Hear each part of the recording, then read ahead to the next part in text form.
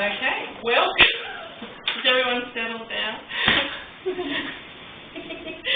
Welcome to the pasta making workshop. If you're after cheese making, it's down the hall and out the door. So if I could just make sure everyone signed the attendance sheet. I have given you a feedback form which needs to be filled out sometime after the session, and there's also I've given you some notes on today's lesson plan. A little bit of housekeeping. The toilet is just through that doorway. Go left and you'll find it through there. If in case of an emergency we have to evacuate, the closest exit is down through the dining room, and you'll go out through the entertainment area and we'll meet out through the back gate. If you happen to be on the toilet when it happens, the closest one is through the laundry. Okay, and could everybody turn off their phone or put them on silent? If you can, please, I would appreciate that.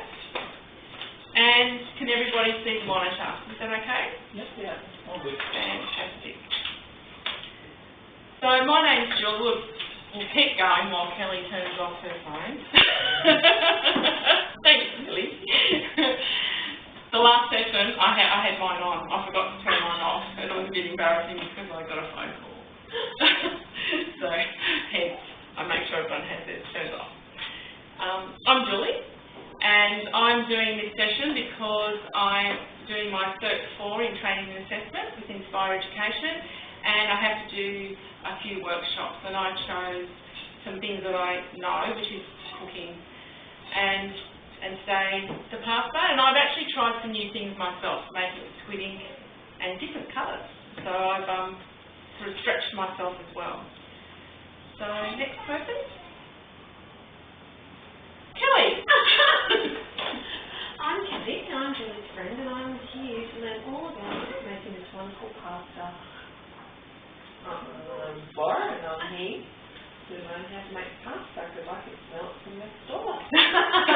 Julie's a wonderful cook. Stephen,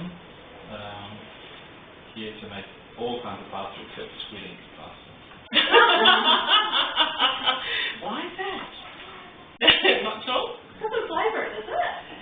I haven't tried it yet. I think it actually might. It did smell like it might give it a little bit of a seafood flavour. So we'll see. Because I haven't done it before, so when I cook it, we'll see how much flavour goes through. It'll be really interesting. Yeah. And these ones that you're doing today, they're plain. That you'll be making. Anyway, I'm Andrew, and I'm here to learn how to make pasta because I've never been able to make it very well. Oh, excellent. Oh, let's hope we can fix that up. Okay, it actually is pretty simple. So the basic recipe is eggs and flour, and that's it. So as a general rule, it's for every 100 grams of flour, it's 1 egg. So the more pasta you make, obviously the more eggs you put in, and that is it. And I've checked a lot of different cookbooks, and from a lot of different chefs, and that really is the most basic recipe and what most people use. And then they just do additives as they go along to make it all a bit different. Do you just use the whole egg or do you use eggs? It's a whole egg. But I did find, when I've been making it more recently, that the girls out the back, our chickens, they lay small eggs, and I have found it a little bit dry. So I just add a little bit of water, just tiny minute amount, to just bring it all together. But with the bigger eggs you buy from the shops, I did choose they're not laying very much. So I bought some eggs, and what size are these? 700 grams, and that worked really well because they're bigger. So our girls have probably got 400, 500 gram eggs, I'd say. So yeah, but that worked really, really well. So basically, you just bring it all together to form a dough, and the easiest way is just in, of course you can use a Thermomix, I'm sure, but I've done it both in my bread maker, just put it onto the dough setting, and then it just brings it all together. But then I turn it off because you only want it to sit really for, it doesn't have to have rise like a bread dough does, so you don't need to keep the bread maker on. So I just bring it out and I wrap it in Glad wrap and just let it sit to rest for at least 30 minutes. The food processor, I've also done it on that, and it's so easy. And it's better in a way because you can see it, it's more obvious what's going on. So just pop it all in, so for every 100 grams of flour you just add an egg and just put it on. And as it comes together you can see it actually then should form a ball. It just becomes into a dough ball. If it doesn't, it stays a bit loose. As I said, you just open up the where you can pour the liquids in and just add a tiny bits of water, and then it comes together as a dough. And then pull it out and then let it rest for at least 30 minutes. What's your special flour? Double O is the best flour to use. It's recommended. So you can buy that from Coles and Woolies. I've used. Sorry? What's the difference between that and plain flour? It is a plain flour, so that it's a more refined. The double O is the more refined flour, and chefs recommend it because it's better refined. I'm using baker's flour, and it's been fine as well. What's the difference between double O and baker's? That I don't know, but I can find out for you for the next session.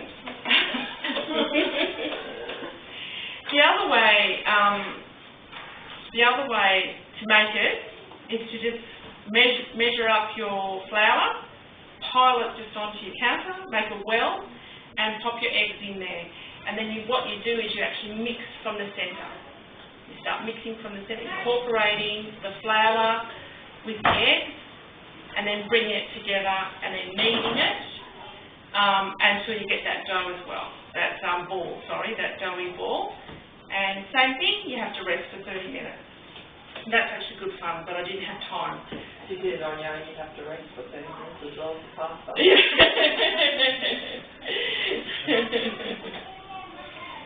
Okay, and so it doesn't matter which way you do it, you always have to rest to, I don't know all the technical terms of it, but apparently, Andrew, do you know, working on gluten stuff in the flour and the wet, and you just need it to rest because I have found if you don't let it rest while you're stretching the dough through the pasta maker, it springs back. So you sort of stretch it and it goes good. And that's the same when you do pizza bases and stuff like that. So if you don't rest it for long enough, when you sort of push it all out, it fights with you. And you go, oh, come on. And then it just sort of shrinks again. So it's always best to let it rest. So for this amount you've got here, how many eggs and how much flour did you use? Okay, this was 400 grams and 4 eggs. Yeah. So each portion is, about the 100 with 1 egg. So we'll see how much pasta we get with it. Okay. Yeah.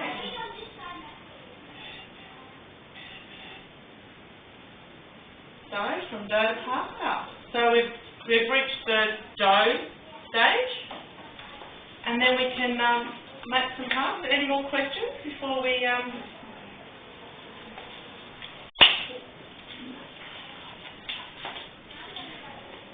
So I do have and I didn't do a copy for you though, but a Thermomix. So you'll be able to, Kelly, I know you have a Thermomix.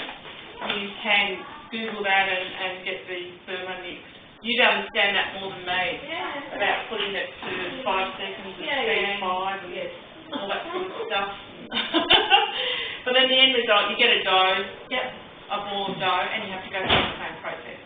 You can roll it.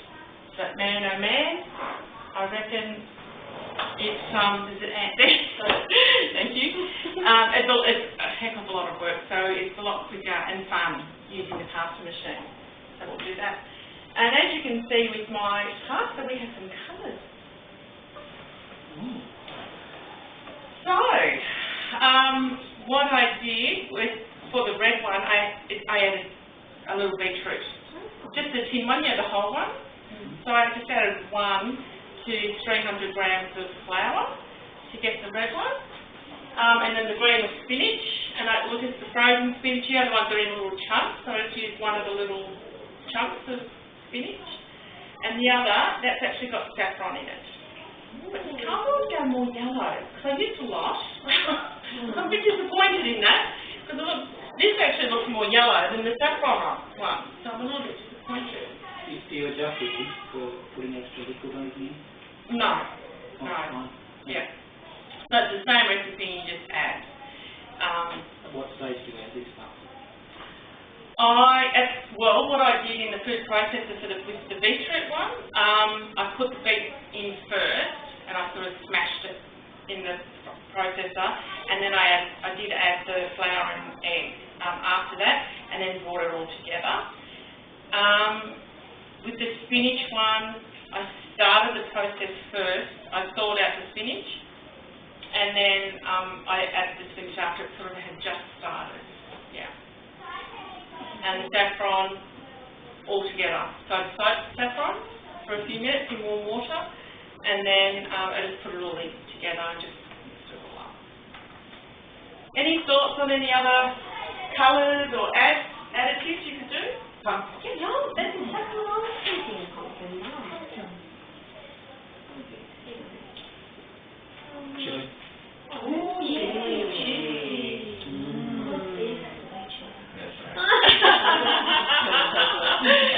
Chocolate. Dark chocolate. Dark chocolate with the chili? Or we could do a combination. Oh, yeah, basil. Bacon. Bacon. Oh, Bacon goes to Okay. Anything You cook the bacon and else? then Yes. you cook the bacon and use the bacon fat. Oh, yeah. But wouldn't it? So you don't need to put any sauces on the actual pasta then? Of course you do. Oh, okay. It's the bacon you cook to get the bacon fat. There you go. Mix it all together with a bit of basil. That way you're not wasting anything.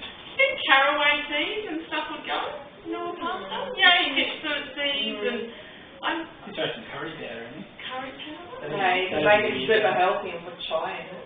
Chai. Oh. That's impressive. And then not just a healthy. So healthy pasta, then what does the sauce consist of? That's the question. Butter and cream. Yeah, that's the healthy. So it sort of counterbalances, yeah? So really the list is kind of endless, isn't it?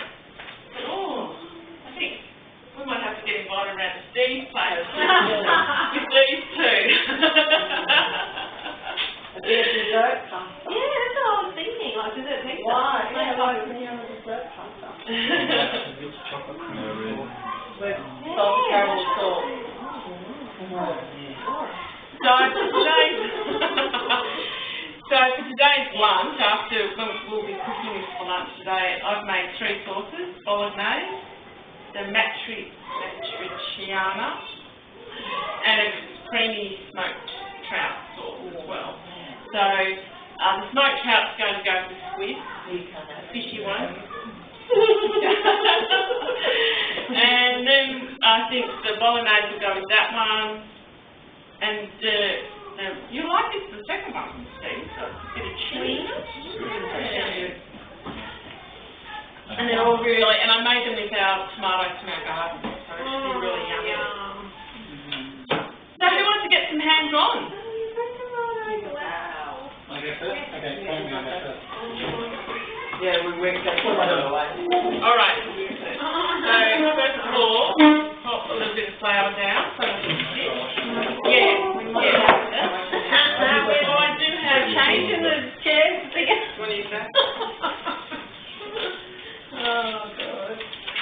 I like my poison everybody.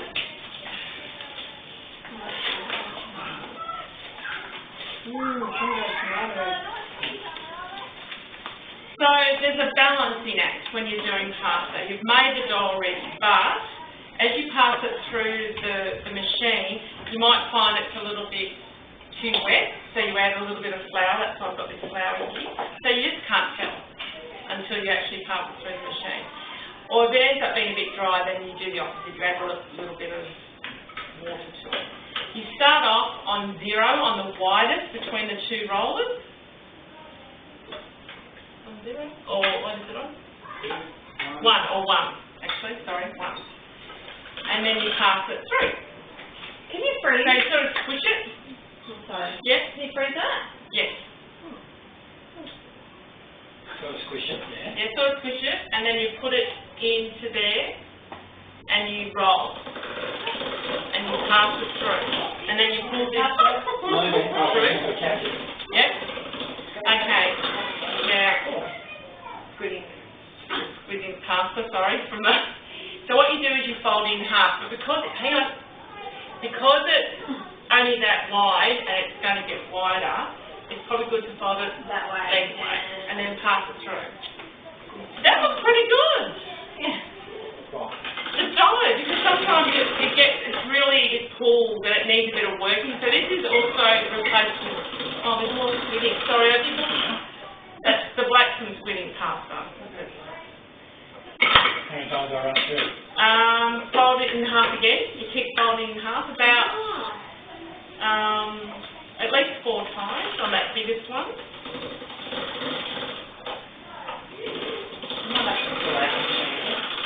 And then you can start going smaller. So go down to 2 and pass it through. Not the first one, you don't have to. And then fold it lengthways, I found better. That's it. And then you start working your way down. Probably. A little bit monkey. That's okay. So just continue. And then pass it through a couple of times, and then you can start doing it one off. I have found that if you're going to make the sort of fettuccine, you don't go down to the smallest. When you're making lasagna sheets, or big sheets, it's okay to go down, you want to go down thinner, especially if you're doing ravioli and stuff. But when you're making these ones, if you go really thin, it doesn't cut it very well, so you want it a little bit thicker. So you don't want to go down lower than, I think 6/7 is probably the thinnest.